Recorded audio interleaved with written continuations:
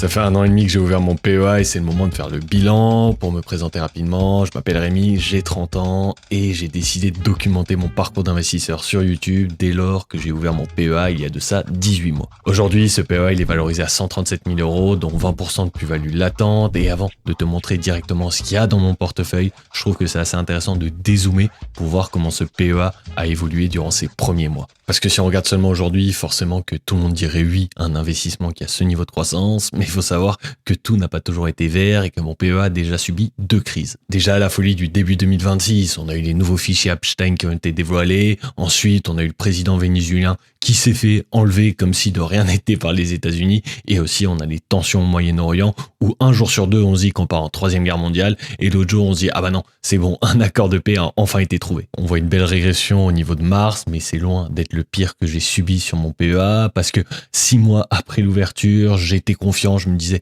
ça y est, j'ai trouvé l'investissement parfait, je suis trop intelligent, sauf que Trump est arrivé avec ses tarifs et je suis passé de 8% de plus-value à moins 20% en seulement un mois. Et voir autant de rouge, honnêtement, tous les jours, hein, ça fait mal, je vais pas te le cacher, mais il y a un autre message que j'ai envie de te passer, c'est que les crises, qu'elles soient économiques ou militaires, il y en aura toujours, on ne peut pas savoir quand ça va arriver, donc toi, n'aie pas peur de commencer à investir en te disant qu'une nouvelle crise va arriver, parce que honnêtement, personne n'a une boule de cristal. Et il y a un très bon exemple que j'ai envie de te montrer. Par exemple, il y a un an, tu te dis, bon vas-y, je vais me mettre à investir, j'attends juste que la prochaine crise arrive, et tu vois, tu attends, bon, pas de crise.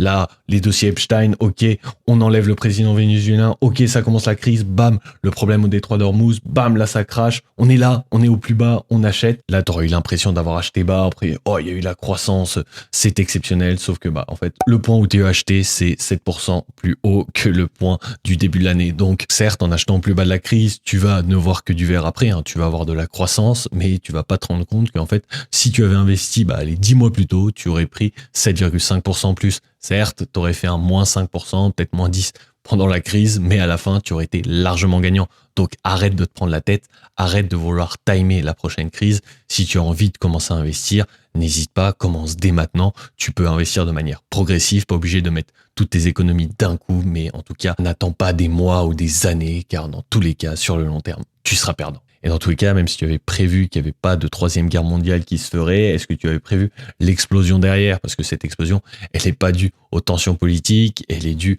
à l'IA. Et oui, il y a une bulle, apparemment ça va péter, mais ça pète toujours pas. Les géants de la tech ont bouclé ce premier trimestre avec d'excellents chiffres. Donc vraiment, il y a une effervescence qui continue au sujet de l'IA. La productivité va augmenter grâce à l'IA, donc il faut de plus en plus d'IA, sauf que pour faire tourner des IA, il faut des data centers, il faut des GPU, donc tous les fabricants de semi-conducteurs croulent sous les demandes, leur chiffre d'affaires est en train d'exploser et vraiment, cette bulle IA, soi-disant, est en train de grossir. Personnellement, je pense pas qu'il y ait de bulle IA, les entreprises sont peut-être surévaluées, oui, mais on n'est pas dans le cas de la bulle Internet des années 2000. Là, tu regardes, il y a une vraie adoption, tu regardes autour de toi tous les gens qui utilisent ChatGPT tous les jours. Moi, par exemple, dans mon travail, je suis tech, je suis développeur et tous les gens autour de moi, que ce soit les devs ou même les product designers, utilisent Claude en permanence. L'IA fait vraiment partie en fait de nos outils de travail et ça veut dire quoi? Ça veut dire que tous les mois, il faut payer des abonnements pour tous tes développeurs, pour tous tes product managers. Donc, forcément, les boîtes d'IA sont en essor. Cette analyse macro du marché étant faite, passons à mon PEA. Alors, faut savoir que mon PEA, je l'ai ouvert chez Boursorama. Pourquoi? Écoute, j'avais déjà un compte courant là-bas, j'avais mon livret A, mon LDDS, j'avais aussi mon compte pro, donc je me suis dit, pourquoi pas ouvrir un compte là-bas. D'ailleurs, si toi, t'es intéressé pour ouvrir un compte chez Boursorama, t'as un bonus de 130 € à l'ouverture si tu passes par mon lien de parrainage. Je te mets ça en description. Et ceci étant dit, voyons comment ça se présente. En haut milieu, tu vas voir la tarification. Faut savoir que chez Boursorama, tu vas avoir des tarifications découvertes, trader, ultimate trader. Donc, ça dépend. Est-ce que tu fais beaucoup d'ordres par mois ou pas? Personnellement, je ne suis pas un trader. Donc, le tarif découverte me va très bien. La date d'ouverture du compte, donc tu vois, octobre 2024.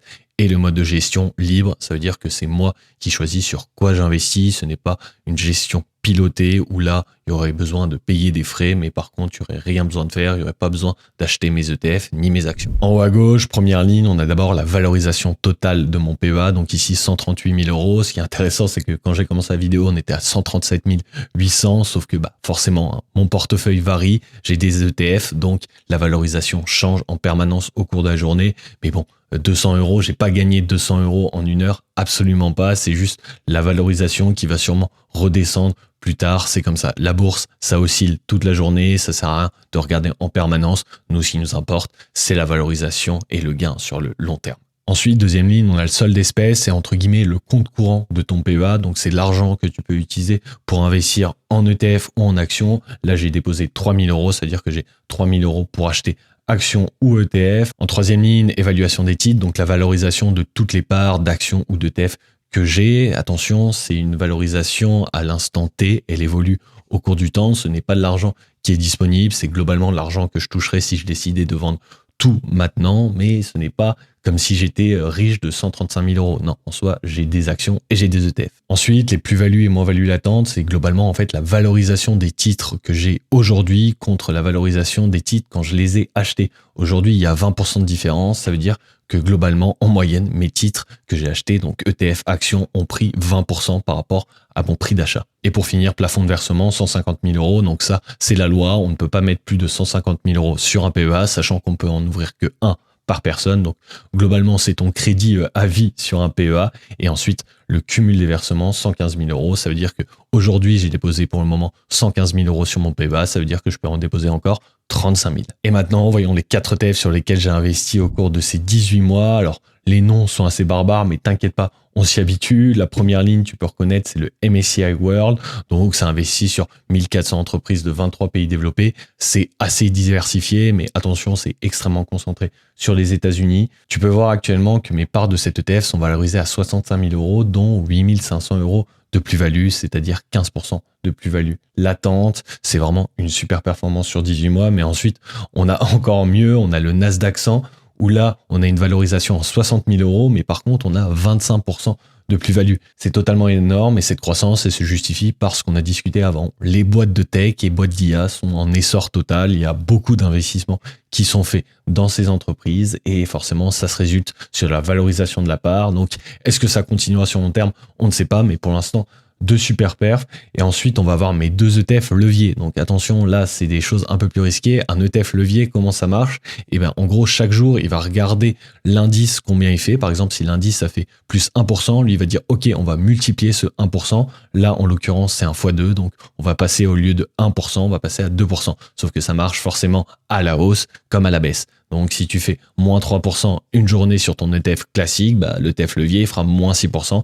Et ça fait très mal. Ça fait que ça descend très vite. Mais tu peux voir que sur mon ETF Nasdaq x2, on est à 47%. Donc, c'est vraiment énorme. Et sur mon MSCI USA, là, on est à 20%. Sauf qu'il faut savoir que ces ETF, quand il y a eu la crise des tarifs, bah, ils sont descendus à moins 40%. Donc, voilà, faut être bien accroché. C'est plus des produits limite de spéculation que d'investissement. C'est pour ça que je n'investis qu'une petite partie de mes économies dessus. Tu peux voir que j'ai déposé globalement 8 000 euros sur ces ETF leviers, alors que tout le reste est investi sur des ETF classiques. Et pour répondre à une question que beaucoup de gens ont avant d'ouvrir un PEA, bah, comment en fait on fait pour acheter un ETF, quoi? C'est magique, je veux acheter un MSCI World, bah, comment je fais? Donc, tout d'abord, il faut alimenter ton PEA, il faut envoyer de l'argent dessus.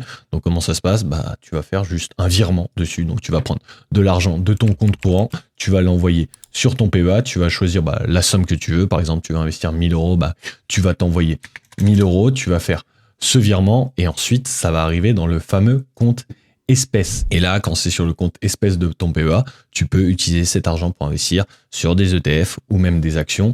Là, par exemple, disons que je veux investir les 1 000 euros qu'on vient d'envoyer sur du MSCI World. Je vais cliquer sur le A de acheter. Je vais dire, OK, je veux investir 1 000 euros. Il va me dire, OK, ça fera 150 parts. Moi, je vais dire que, OK, je veux acheter au marché. Je valide.